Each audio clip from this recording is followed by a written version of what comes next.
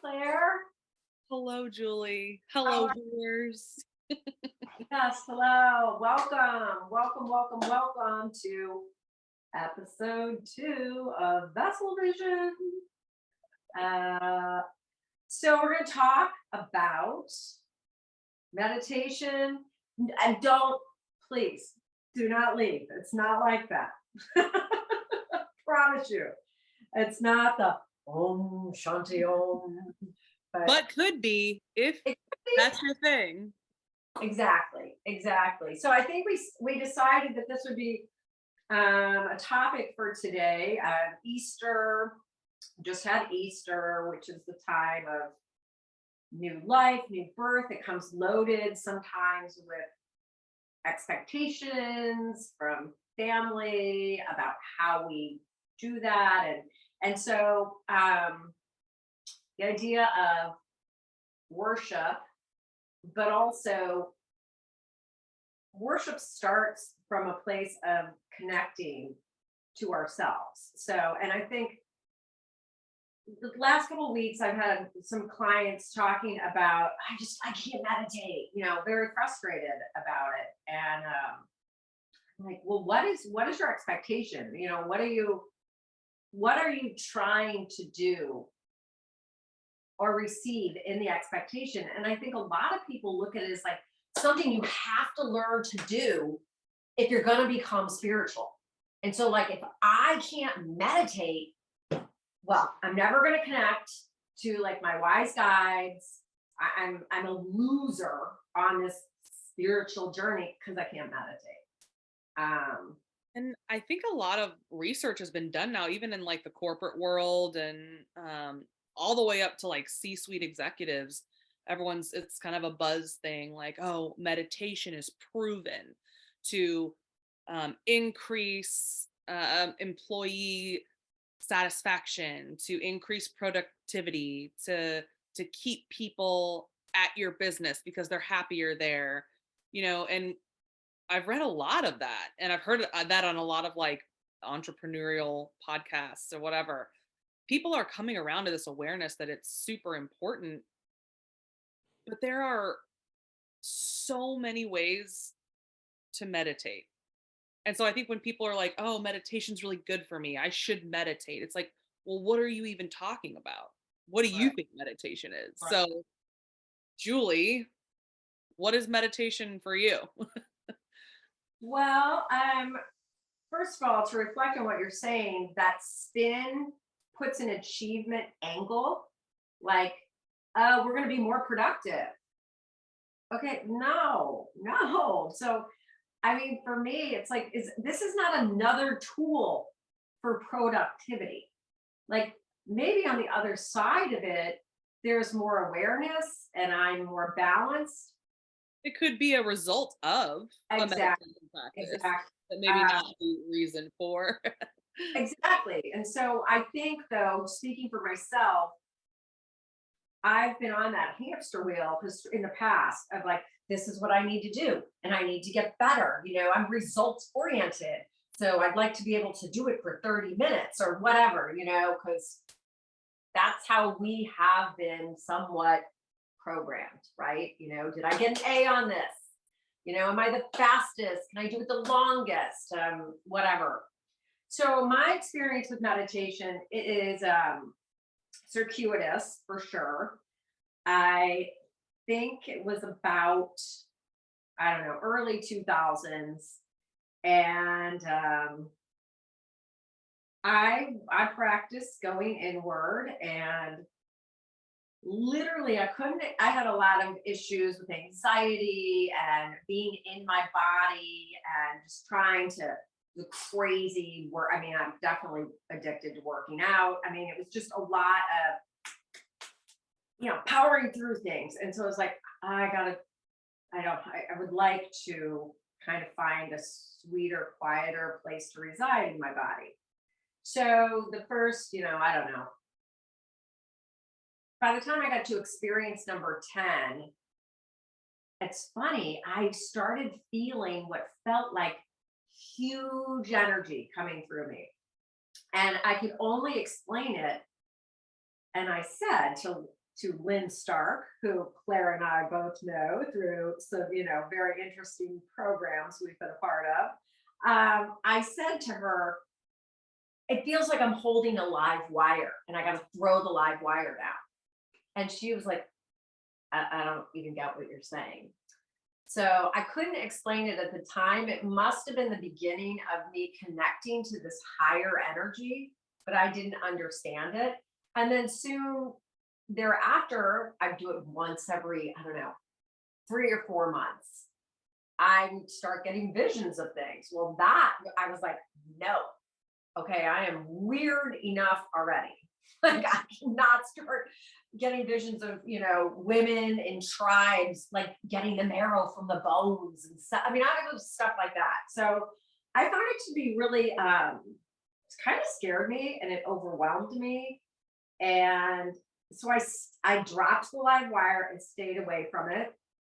Until I revisited, probably after another, 5 years of being on this spin cycle of life.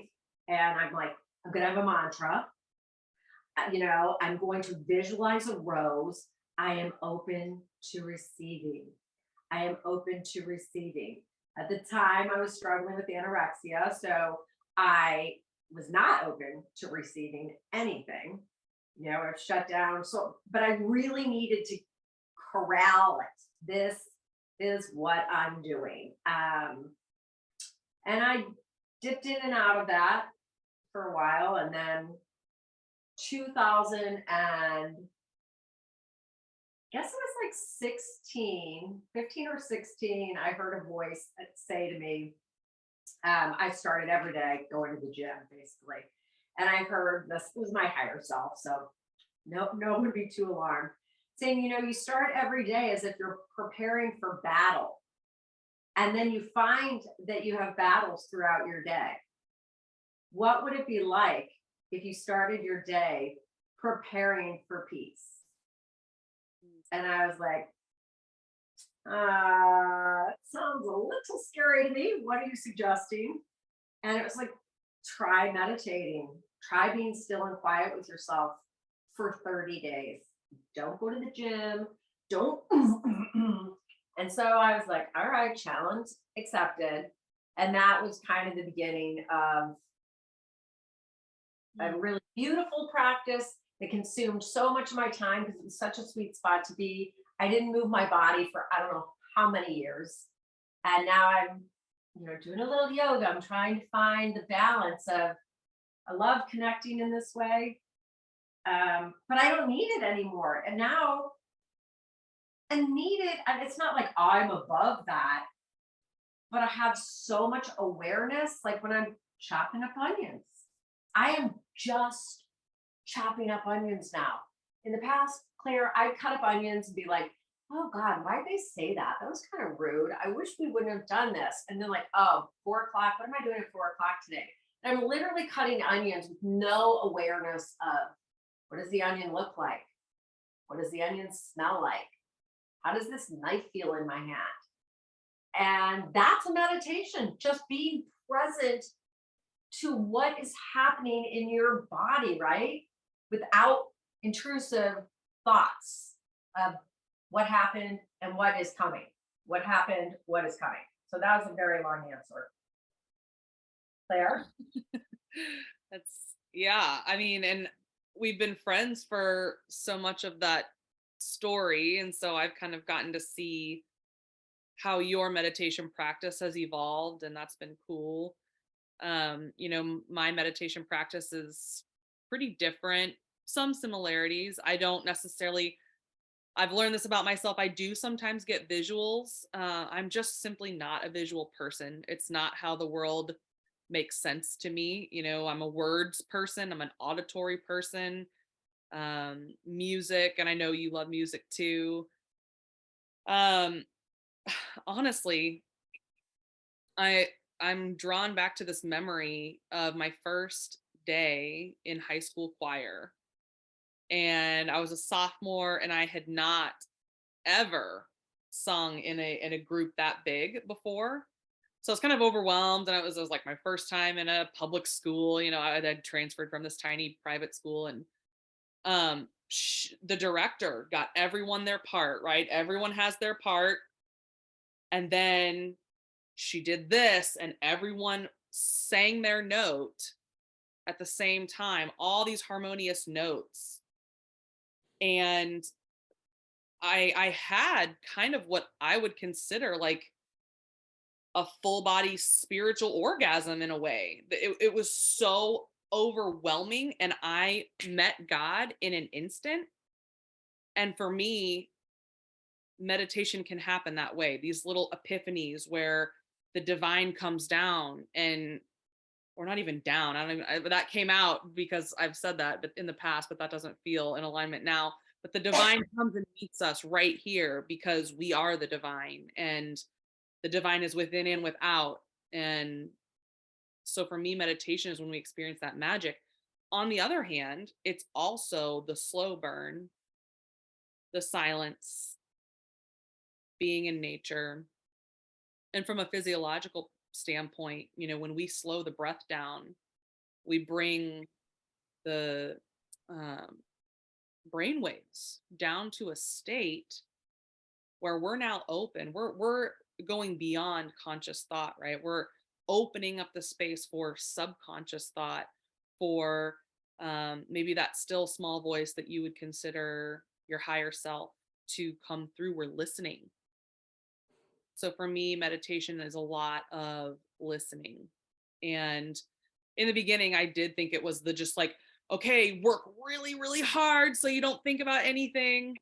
And I think I read this in Tantra by Osho. He talks a lot about we keep ourselves spinning and unable to get into a meditative state because we're trying so hard to get into a meditative state. Don't think, don't think, don't think. Okay, as much as you tell your brain don't think about something, of course you're going to be thinking about that, right?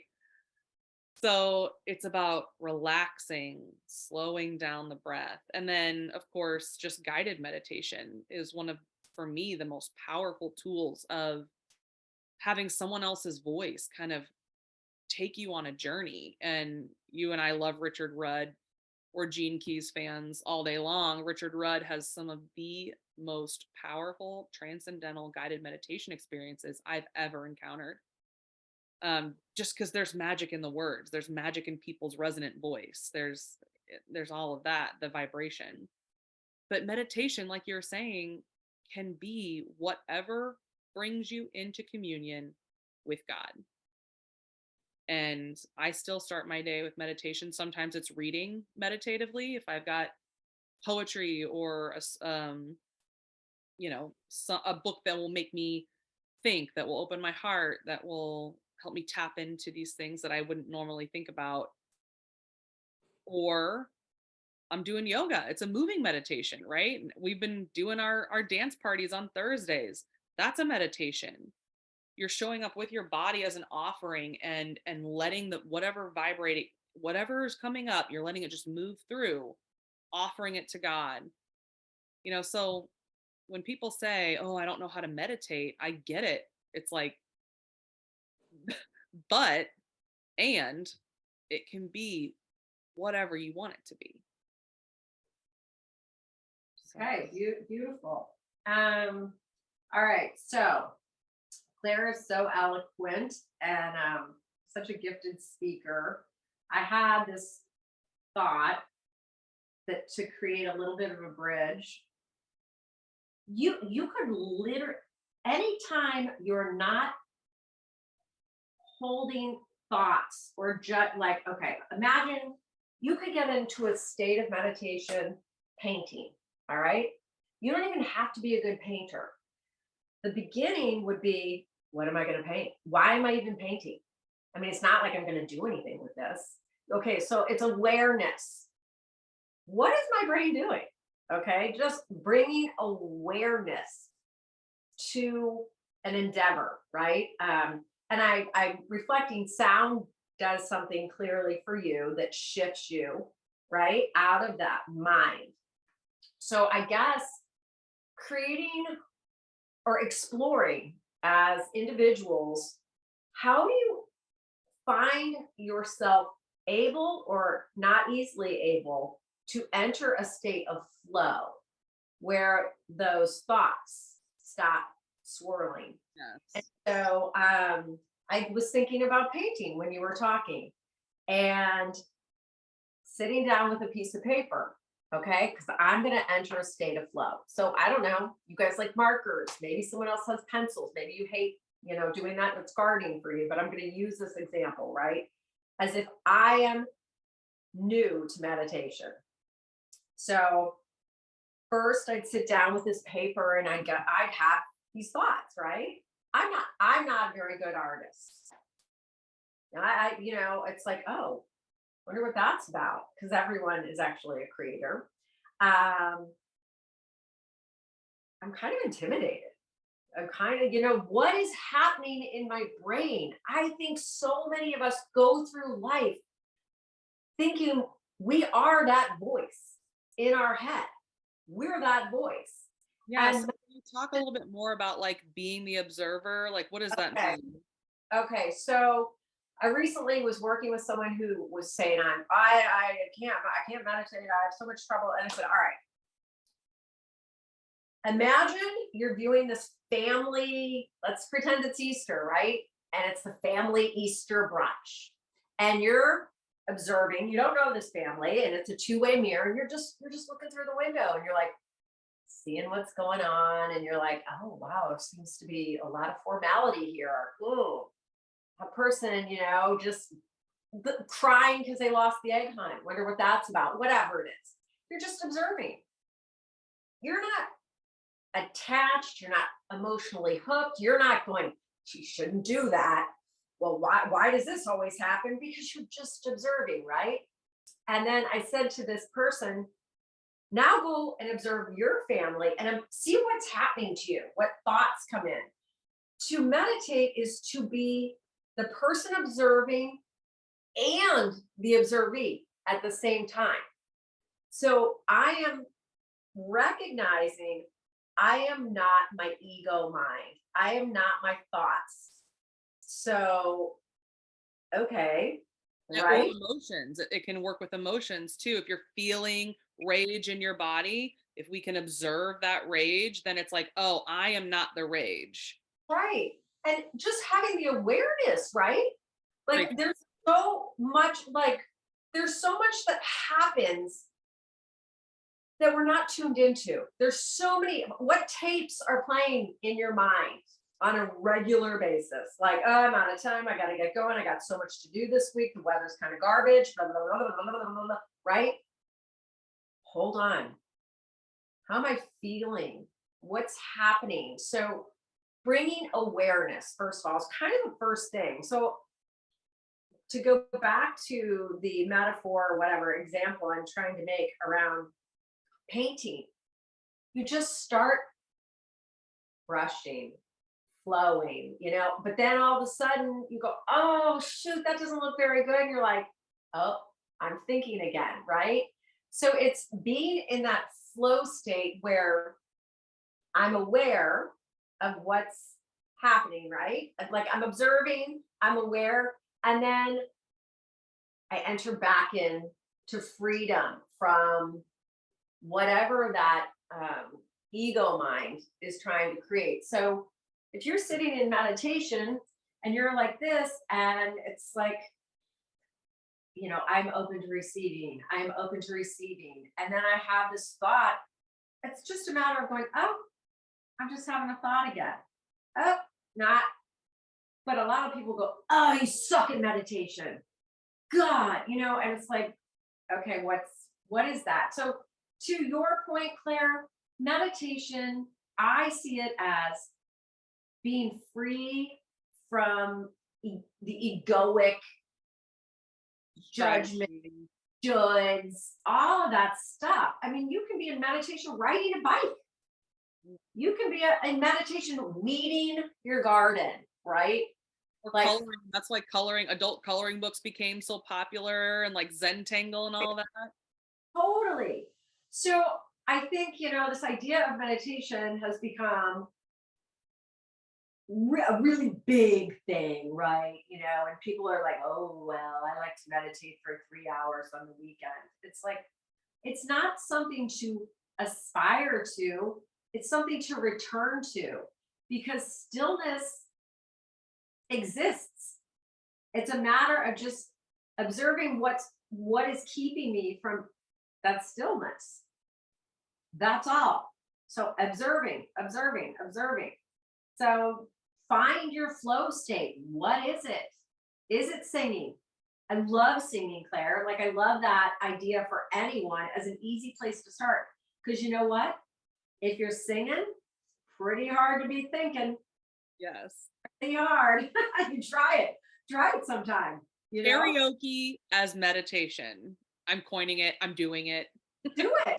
It's amazing because you're not thinking. It's that monkey mind, right? Meditation is intended to quiet the monkey mind. And for those of you who don't know the monkey mind, it's the mind that's like boop, boop, boop, jumping all over the place, and can't be still and hear the whisperings of the divine, hear those beautiful epiphanies, because those can't enter in when that monkey mind is creating chaos and noise. So I say yes to singing. I say yes to dancing. I say yes to gardening, art, cooking, baking bread, and practice in all the things that you already do. Make a game of it. Yes, Like, that's a great idea. I'm so glad you brought that up. okay, so go with that. Go with that. Run with that.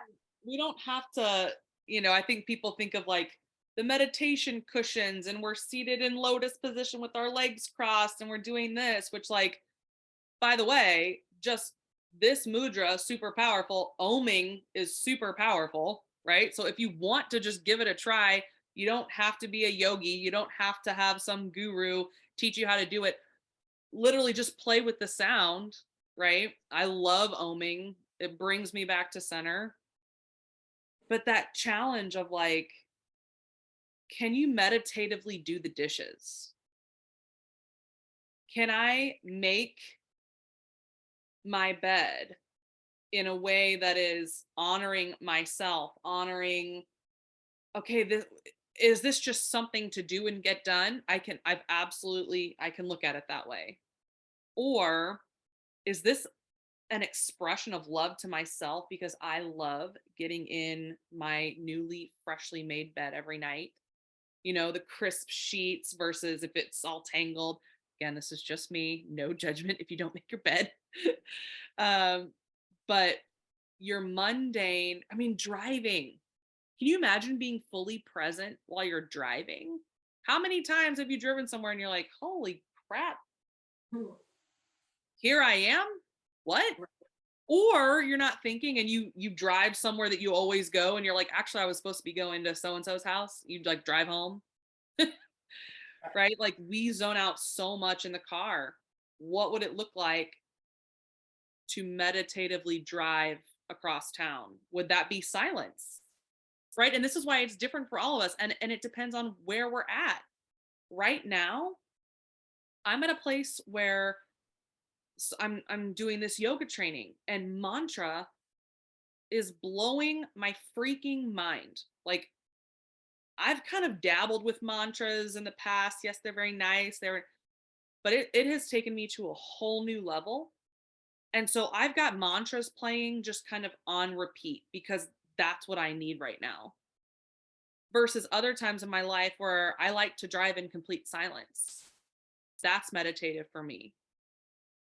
So I think, again, kind of going back to even episode 1, when it becomes routine, we need to bring that awareness back. We don't need to do anything. I'm going to retract that. You are welcome to bring that awareness back in and say, okay, what meditation do I need today? Because it's going to look different, right?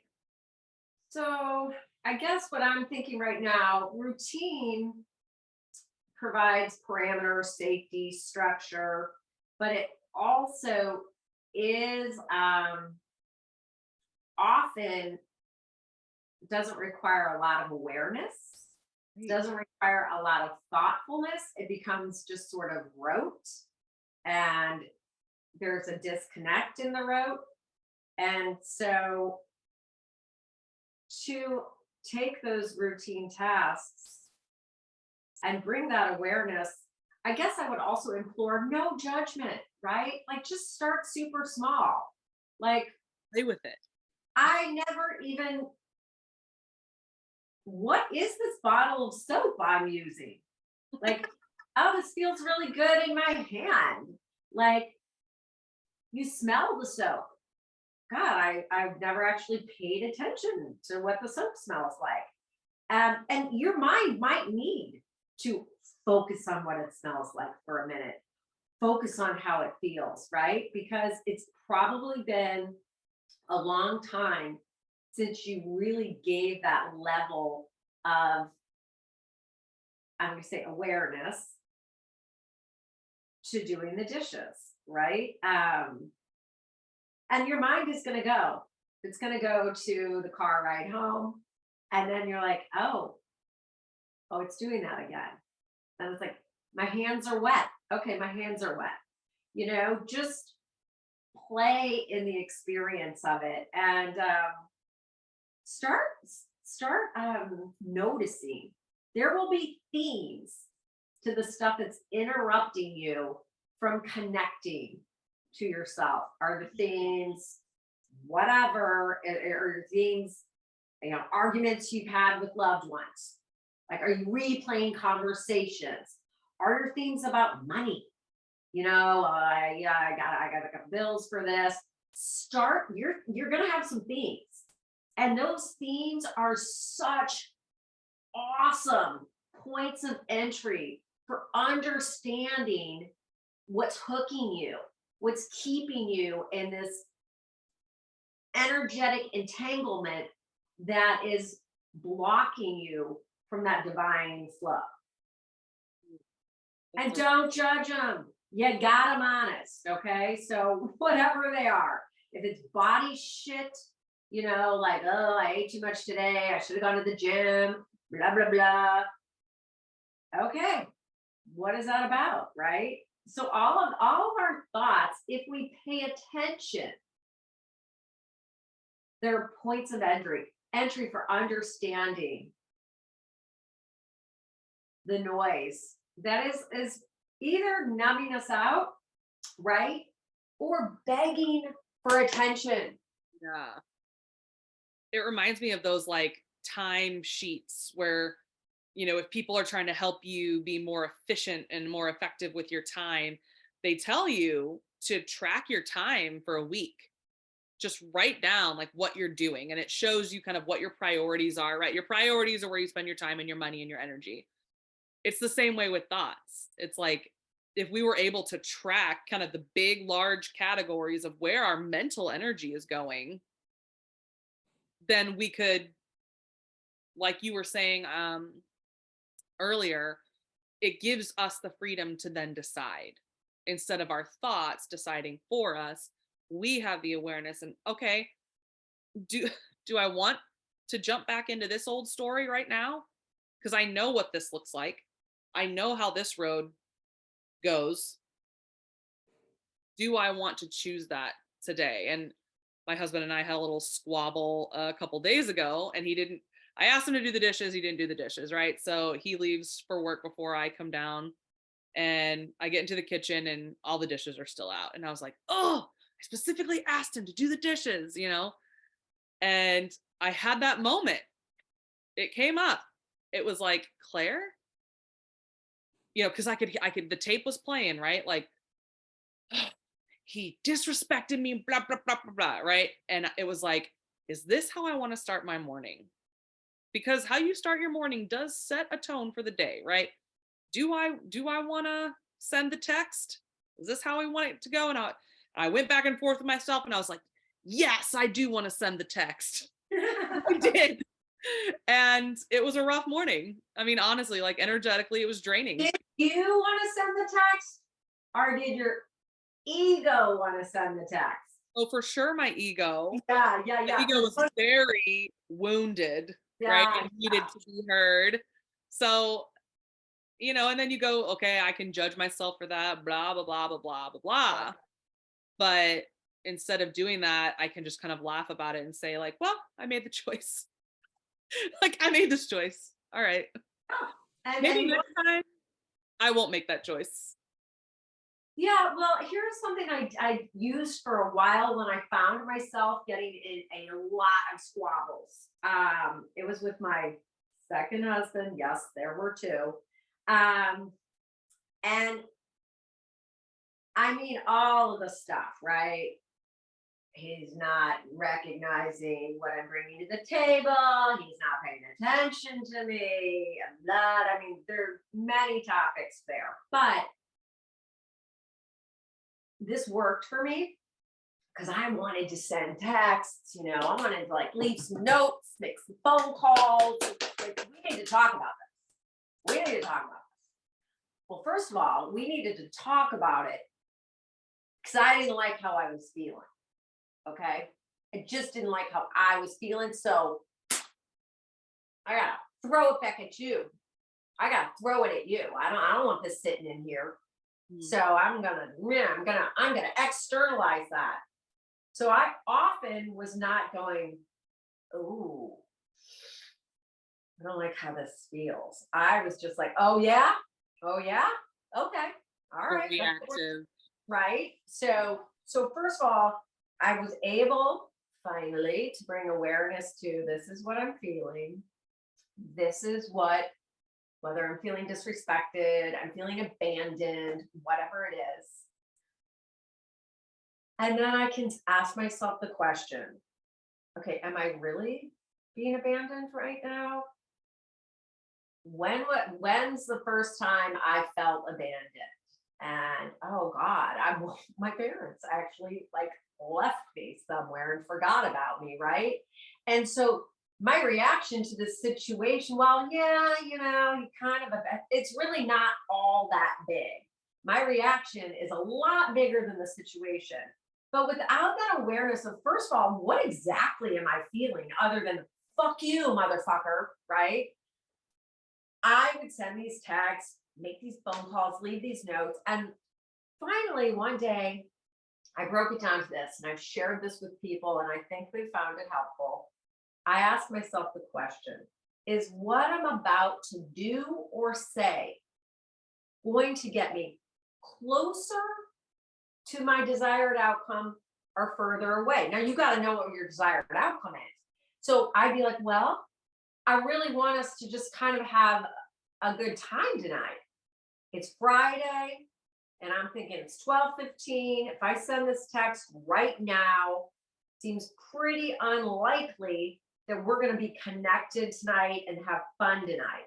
It's like, well, my desired outcome is we connect and have fun tonight. Yeah, this isn't gonna get me closer to that. And so it's walking that line between honoring what is true for you and holding boundaries, right? But doing it from a choice point. You know, I'm not gonna talk about this issue today and in this way because I want to connect tonight. And you know, this wasn't this egregious thing. I'm simply like having a wound, you know, reactivated, and I can sit with that. So I think when you ask yourself the question, is what I'm about to do or say gonna get me closer to what I want or further away? We have a choice. We have a choice. And I mean, I can't tell you the number of times I was like, definitely should not do what I'm about to do. But I mean, it's like this itch that has to be scratched, right? When you're in that place, you're like, I need to do it. And I'm so grateful. I wish this existed 5 years ago. If it did, I possibly could still be married. I don't know. And that wouldn't even have been the best thing for my highest evolution.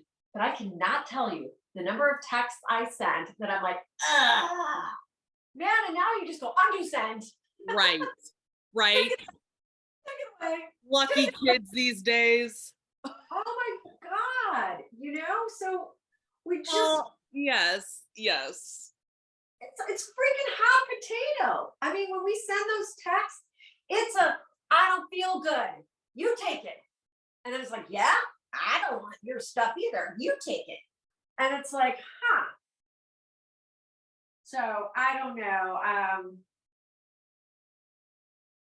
I don't even know where we started on that one, but But I want uh, to add something to that. A mentor of mine taught me right time, right place, right person, right duration. And it may be that it wasn't something that needed to be addressed. It may also be like for mine, it was something that needed to be addressed, but I was in reactive mode. And oh, so coming to anyone with your reaction is going to most likely, unless they're a deeply evolved person, it's going to evoke another reaction, and then it just escalates and up and up and up, which is, what happened. So looking back without judgment, I would like to try next time to take more of a pause and to bring it back to meditation. Meditation is like a muscle. The more we practice it, the faster, at least for me, I'm able to get out of a reaction and bring myself back to center. Not always. None of this is perfection. This is all a daily practice or a weekly practice or whatever it is for you. But when I'm out of reaction, then I can come back and say, hey, I know the dishes was just the trigger point, but there's a bigger issue here that we need to talk about. Are you in a place to talk about this? No, I'm not. Okay, when can we talk about this? Sunday morning after I'm well rested, we've had breakfast. Awesome. Let's set that time. And that's one way I found I'm honoring myself, because I can easily gaslight the shit out of myself. We can talk ourselves out of feeling anything because we've read all the self-help books and blah, blah, blah. Oh, well, I don't really feel this way about, right. I shouldn't feel this way. So another way of doing that is just coming back a different time, a different moment when I am more centered. And we meditate so that when we're triggered, we've got that tool to support us for getting That, back to. that choice point, you make a choice because you have created a practice that supports pausing, right? So you're responding rather than reacting. And when we are unable to hold stillness in our mind, we're those neural pathways, right? Whatever that you're going to react. React is to act the same way over Hmm. and over again. It's like blinking. You just do it. You don't even think about it, right? It just happens. And responding, is very different. I was while you were talking, I was thinking about, I don't know, hundreds of years ago, before we had these like, you know, beautifully efficient ways of quickly communicating. I was thinking about, and you'll probably love this because you love to write, you'd sit and you'd write a letter and you give a lot of thought, right, to writing that letter. You might pick some special paper, what kind of pen do you want to write with, and you'd write a letter, and you might spend a week thinking about what you want to say, and then it was going to be delivered to someone, right? And just then, the time, there was no immediate feedback. There was no immediate reactions to anything. There was more space to respond, right? That's a really Uh, good thought. yeah, and it was life was lacking the same degree of urgency. And I think this urgency has created a lot of our anxiety that we're experiencing as a collective. This fast pace, right? Things are happening so fast, and there's not that space to respond. And you know, maybe bring that when you're crafting your next text. If we could bring a little bit of the mindful energy of writing a letter, a short letter in the text, right? And bringing that energy of thoughtfulness and how do I want to express myself in the most eloquent way. That is a practice that we've lost because you type a word in. I'm down to BTWs and TTYL, and I mean it's like what? Okay, I don't know. I just love that idea of mindfulness in communication and the connection. As within, so without. Right? If I'm connected to myself, the way that I connect to you is more authentic.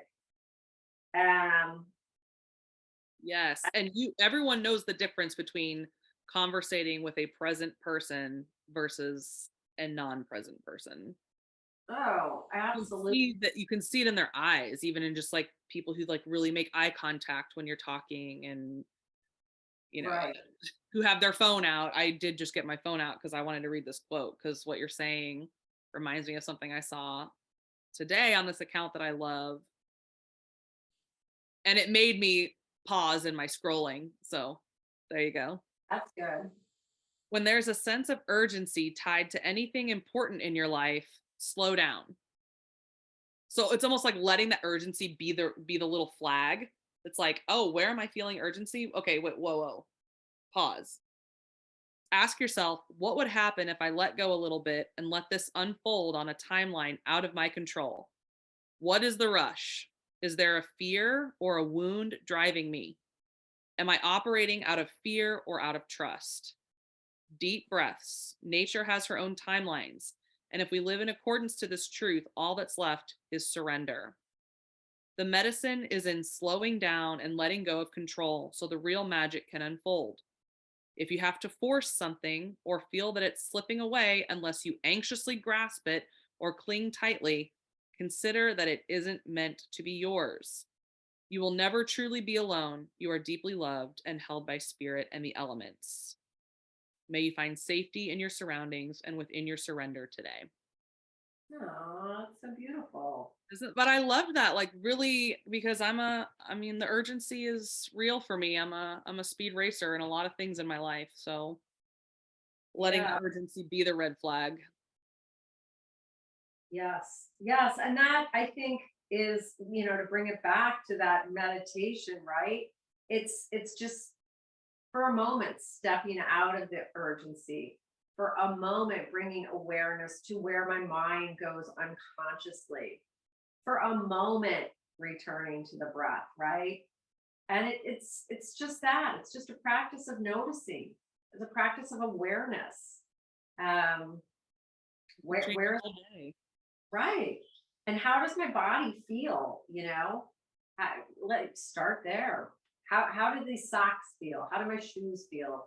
Because we are, quote, connected in so many ways, but we're actually lost a lot of connection to ourselves, right? And without that connection to ourselves, we will continue to feel a sense of disconnect from spirit, from family, from friends, just from the richness of this experience that we call life.